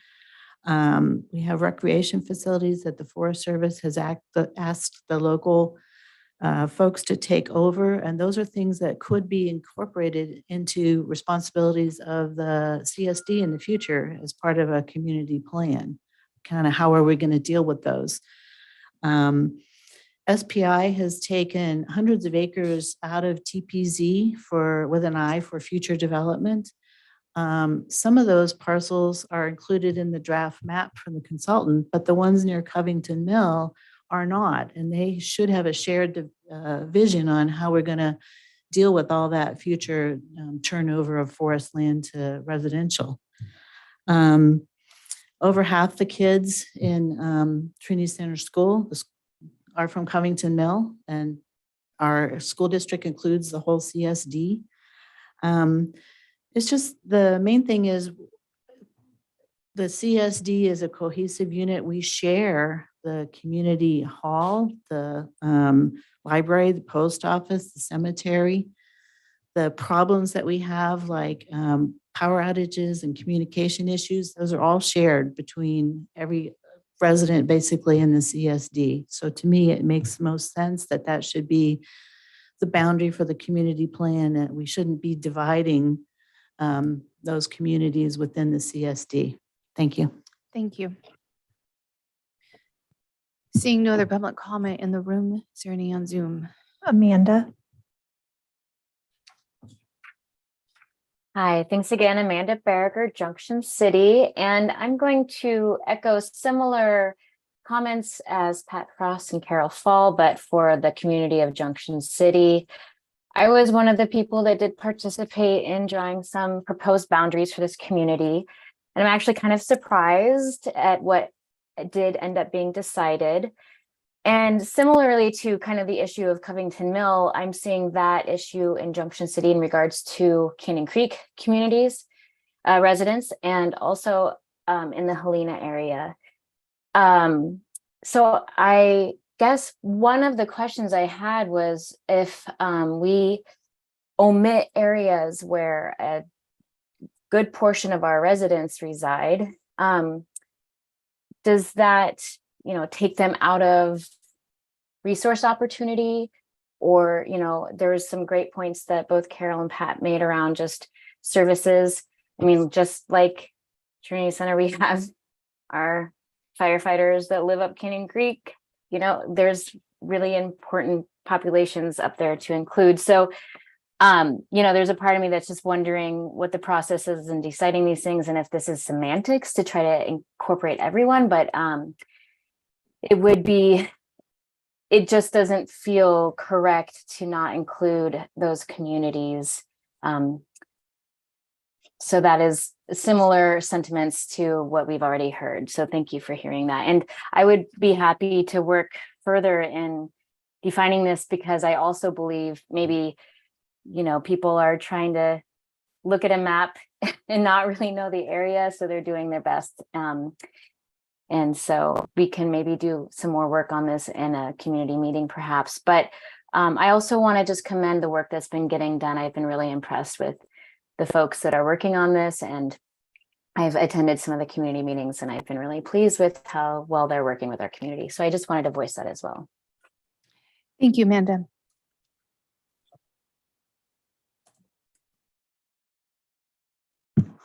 Keith.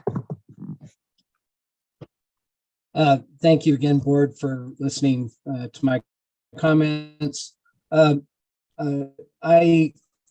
wholeheartedly agree with the Frost Fall team there. But I would ask that we at least consider the original adoptions back from 1985 So the whole North Lake was called the Trinity Lake Planning Area, which, they produced a 83-page document that I'm looking at, and it really never was adopted. But the whole North Lake itself has like interests. There are 2 different fire departments, 2 different schools, but the interests are very like, and especially when it comes to recreation and land use. So I would, ask that when this is brought back to the Planning Commission, that the at least one of the proposals to them would have the whole North Lake area as a community advisory group. And if anybody ever wants to see history documents about that, I have them. So thank you for your time and your consideration. Thank you.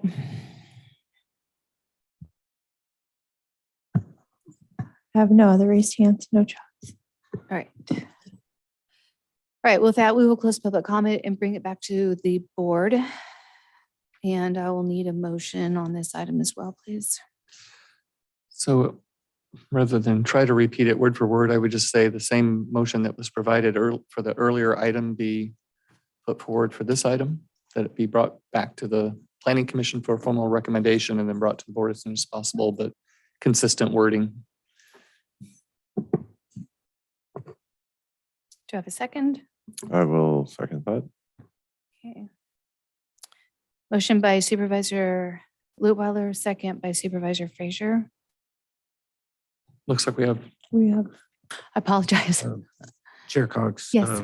Brent would like to say, a few words about the comments that were given, if that's possible. Yes, now I'm in the middle of a motion, however. About the public comments that were made? You need direction on a few things? We, Okay. Yeah. yeah, we can give direction if Brent needs direction. And can I do it now in the middle of my motion? Yeah, you can do it while Okay. it's Okay, perfect. Thank you. Yes. While we're discussing before we decide to vote. Okay. Thank you, board, for the opportunity. Based on the board direction that came from selecting the 8 communities, there was distinction to focus on 8 community plans and to not look at broader area plans that were part of this effort. So our initial take was to focus in on each of those respective 8 communities that the board voted on to proceed with. And that's what was the result tonight, not tonight, but the last meeting. And that's what's in front of you today. If the board would like our team to reevaluate those communities, look beyond the community footprint for the Planning Commission meeting that was brought up through public comment about looking further south in the Trinity Lake area toward Ridgeville and point south, or look beyond at a larger Trinity Lake, we would need direction from the board because it's contrary to what the board voted on originally at the last meeting with these 8 community plans. So I would just need direction in order to bring that back to the Planning Commission to look at expanded areas. So I have a question. Yeah. So I think I understand what you're saying because we had the recommendation on regional plans or area plans, I should say. And we also had discussion about that what we were about with this process was defining what is the boundaries of the communities that we did vote to provide plans for. And so I'm not hearing from the public comment, maybe the last public comment was about a region, but the other public comments to me were not about creating a region. It was saying redraw the boundaries of that community. It's redrawing the boundaries to that community that it folds in other unincorporated communities. So as part of that, when we went through the mapping exercise, there was all unincorporated communities were listed and we gathered feedback on what were the boundaries that you feel of your community. So the whole North Lake area, Coffee Creek Training Center, Ridgeville, so forth, all drew their boundaries. The direction of the board was to have a Trinity Center community plan. And so the focus shifted to Trinity Center and did not include the other incorporated communities to the south and to the north. That's more of a regional effort. What I'm hearing today is that there is the desire to include the community to the south because they are serviced through a CSD that is linked with Trinity Center. That's larger than the Trinity Center plan. We're pulling in other unincorporated communities. So it's more of an area or regional plan approach. So I'm just asking the board direction, if that is something that's under consideration, if you could provide that direction to our team. So when we go to the planning commission, we can expand those boundaries and have it be a larger effort up there. Well, I guess that would become a separate motion that we need to address. I don't know, before Be or after. agendized as such, correct? Well, you can give him direction by consensus because that is agendized, but you can't take any voting action except to table the item. Right, and we could give that direction, but it couldn't be a formalized thing without another agendized item, correct, on another meeting? Because what I sense that you're actually asking is instead of us having these 10, there's 10, right? There's eight Eight. community plans. We would have 7 community plans and 1 area plan. Essentially, because we're looking beyond Trinity Center as its own unique geographic spot, we're pulling in incorporated communities to the south to evaluate. Well, and one thing that strikes me is that if I'm understanding what we've just discussed as the process, we should not have voted on the community plans because we didn't have a planning commission recommendation. But we didn't have a planning commission coming to us saying, we support the 7 and the 3 or the this and the that. So if all of this is supposed to go through the planning commission for a recommendation before we're voting, we should not have voted on that. Well, those don't have zoning implications. So that's just us deciding what areas are going to go to the planning commission to get those recommendations. So I don't think that it's quite as imperative that they weigh in on that as it would be that they weigh in on the actual substance of what we decide. So we gave direction of what to take to the planning commission at that meeting. So I think we're probably okay there. Well, we may be okay. My view is if we can't vote on the vision and principles and we can't vote on the boundaries, then why could we vote on which communities or areas we're discussing boundaries for? To me, it's a critical step in the process. That's why we were asked for input. And if it's that critical and it's clearly about the general plan and this overall process, the planning commission should have that same opportunity. I wouldn't have a problem with that either. It would be a major setback for our consultants, but it would be. To have that go back to the planning commission? Did they have any input into that? How the process would look if we reverted back is we would have a planning commission meeting where we would reintroduce all of the feedback that came out of the community plans. Ask the planning commission to make a recommendation on out of the 10 total or 10 maximum community plans, which areas should receive them. Planning commission would make a recommendation to the board. It would come back to the board. The board would adopt those as the community plans move forward with. Then the vision and the boundaries would go forward from there. Following that would be the workshops. So the process would stretch out and would shift. And if you did that, would you start again with the A and B that you brought us last time? Or would you start with the 8 and should it turn into a 7+1? Where would you pick up? Well, if we were to go back and truly start, it would start with the A and B. The previous discussions about the 8 would go away because they didn't have a planning commission recommendation. I think it would be basically starting over. Yeah, it would start over. Yes. And I guess from a standpoint of process, wondering how we went awry a bit on our proper processes. The direction of the community plan through prior general plan processes, determining which areas get a community plan didn't necessarily need to go through a planning commission process. We've done that with several county general plans.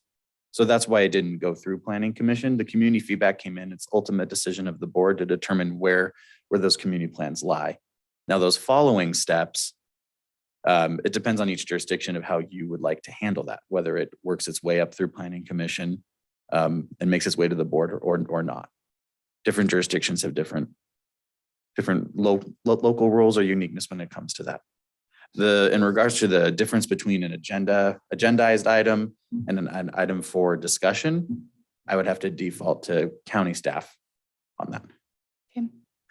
So I guess based on that and understanding that direction is needed, from what I just heard, what I would hope we have consensus for is that the staff and consultants go back to the planning commission with what they came away from the board with. The planning commission they could see the A's and the B's and all the information that's there, but they would be basically starting with what the board left off with. But they would have the right, obviously, to then change that recommendation coming back to us. They could go back to one of the options A and B, they could do whatever, but at least they would have the benefit of what formally came out of the board, whether we should or shouldn't have. And it doesn't sound like we absolutely shouldn't have. It's just a gray area, perhaps. Yeah, I think it's a gray area. And I think for the what he's talking about, I think they could go back with what you approved for that particular communities. But I think once you have that, I think the jurisdictional issues are whether or not you've created a planning commission and then how they go forward with that. So I think it does have to go to planning commission for the boundaries and the vision statements.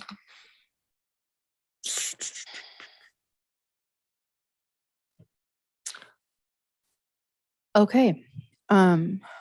With that, Rick, I would ask if you would like to amend your motion to just give better clarity, incorporate the things that council has just provided to us. As far as what you want to go back to the planning commission and back to you. So we're it sounded real like clear. from Ricky wants it to go back with where the board left off. You're not giving further direction to reevaluate pursuant to the public comment today. Is that what? Madam Chair, a point of order. Yes. Is public comment still open? No, it is not, but you have a point of order, so.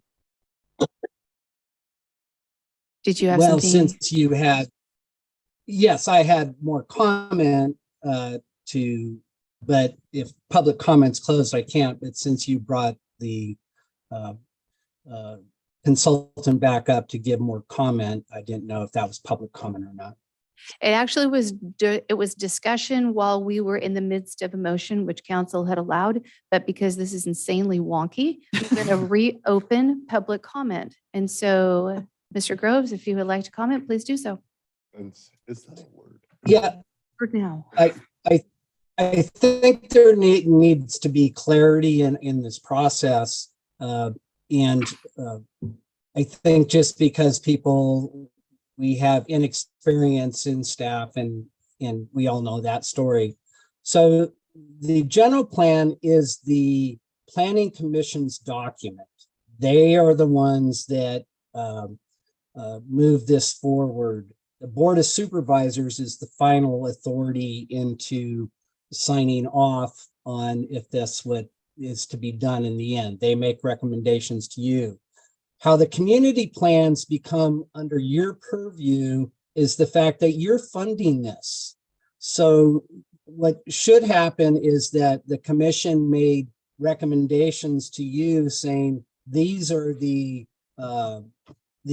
communities that we want. We want the North Lake, whatever that turns out to be.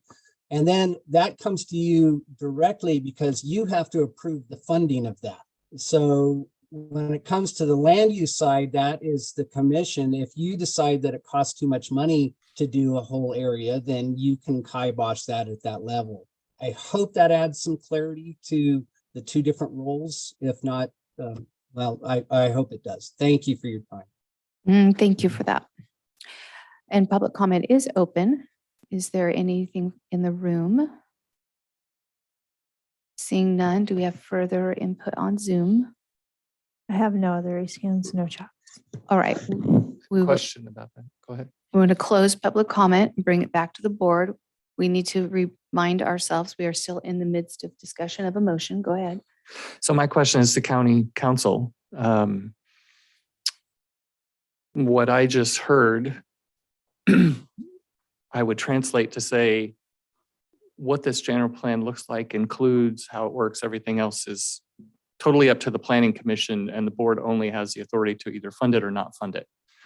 And that is not what at all I've understood up to this point. So I would like clarity. I think what Mr. Groves was saying is that you have the final approval because you have the purse strings, but The planning commission is supposed to give you recommendations on general plan amendments, period. And they're supposed to be formal adopted recommendations that come to you for adoption.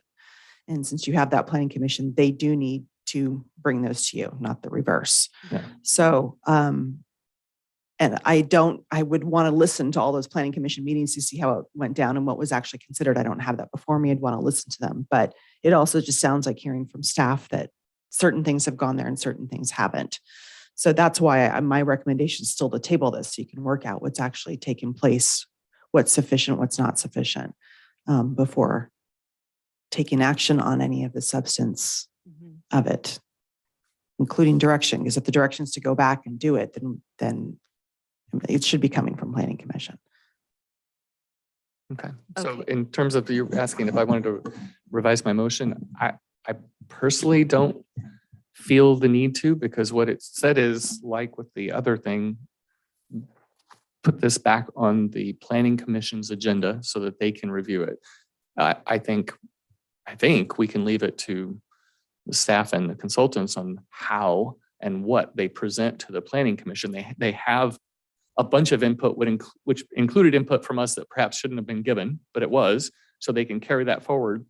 But what I'm hearing is it's the same as with the other items: visions, guiding principles, boundaries, areas and community plans. It's all things that should have gone through there, have a formal recommendation coming to us. And that's what these motions are saying to me, and staying away from dictating how staff and consultants take that information to the planning commission. Yeah, the only thing I would say is your motion was about item 4.4.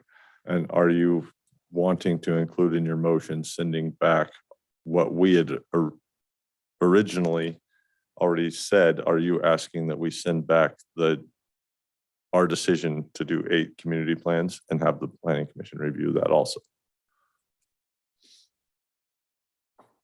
Yes.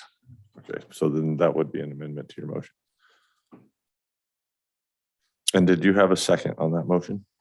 Supervisor Fraser, you seconded that. All right, I will amend the second.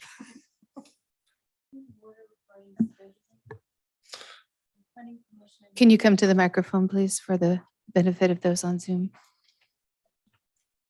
Just the planning commission, the next scheduled meeting is October 12th. And I'm curious whether or not this item could be scheduled for the meeting on the 12th, because our meeting on the 26th is a special meeting on the cannabis ordinance, and I'm sure that will be pretty long. So do we have the 72-hour public notice requirement for the meeting on the 12th, or is there also a put in the newspaper notice requirement? Thank you for that. Just trying to figure out if we can get it as soon as possible. Mhm.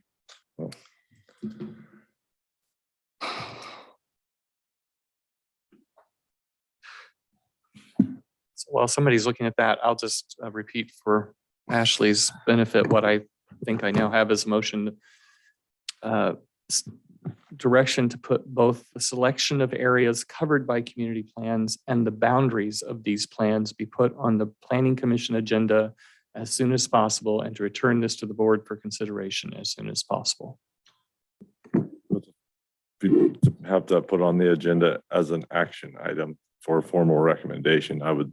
Okay. Right, because I it would can't like be a that. formal without the action item. Yeah. Just So consensus. and that.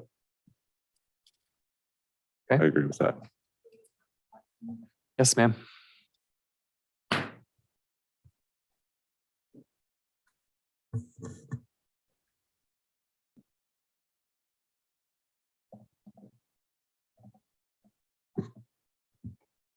I'm pausing because council is busy and she's, no, you're good. I want you to be able to finish what you've That's got okay. going on there. Do you have feedback on the point of order question regarding timing and whether or not that needs to be noticed in the newspaper as well? Well, yeah, because it should be a hearing through the planning commission. And so, not looking at a calendar, but we could, do we have the ability to conduct this before the planning commission on October. Did you say the 12th? Yeah, no, there's not enough time. So then the further point of order comment was that on October 26th, that's already a special meeting focused on cannabis only. So options, I suppose, would include another special meeting on this only. And do we leave that as a part of the direction to staff to work out those details? To the planning commission, really. I think that that was part of the direction to the as soon as possible, Was the, right. because that's, we could spend a long time trying to figure out scheduling. All right. We have a motion and a second. Is there any further discussion?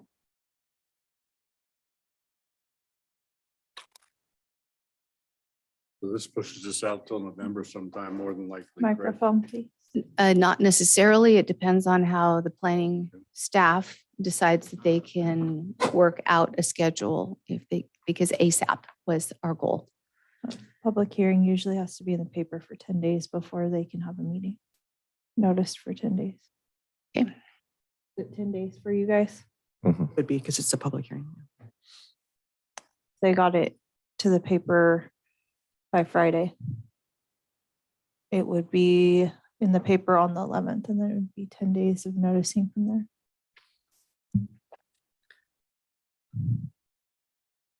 So that means that the week of the 23rd is the earliest that it could happen. And you have one on the 26th. It's gonna have to. So be something again, that they'll be Tara working this has to out work with out. their schedule. We will work out the schedule. Yep. Yes, it will be into November. Yes. All right. Would you call for the vote, please? Supervisor Frazier, Aye. Tyler, Aye. Supervisor Gogan, Aye. Supervisor Carpenter Harris, Aye. Chairman Cox. Aye. Sorry. Right. And with that, the board meeting is concluded and adjourned. And we don't even have any